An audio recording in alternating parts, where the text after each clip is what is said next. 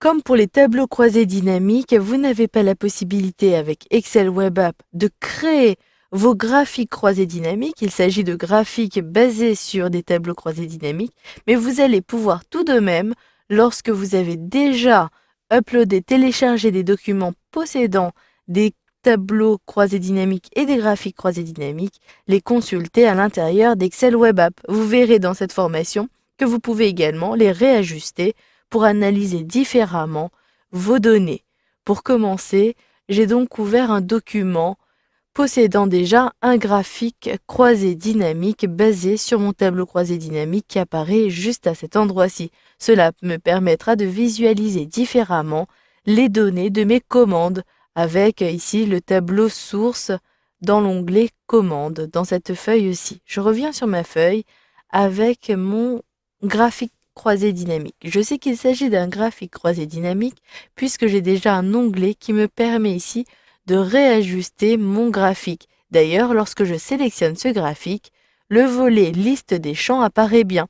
Si vous le fermez involontairement, ce volet, vous pouvez cliquer droit sur votre graphique pour faire afficher la liste des champs. Ainsi, vous retrouverez automatiquement les champs concernant ce graphique.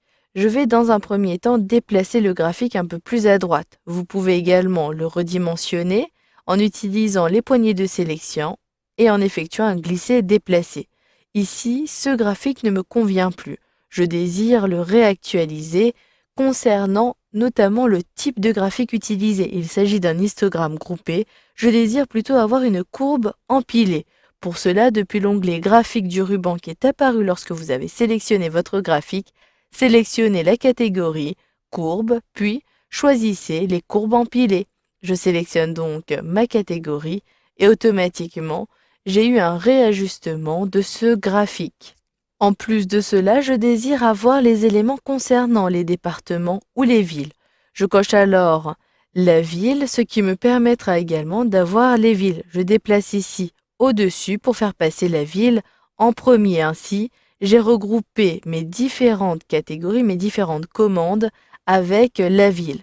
Mais la ville de Paris ne m'intéresse pas. Je vais donc filtrer ce graphique et pour cela, il me suffit de cliquer sur le menu déroulant de la ville, non pas au niveau de la zone des axes, mais plutôt au niveau du volet des champs.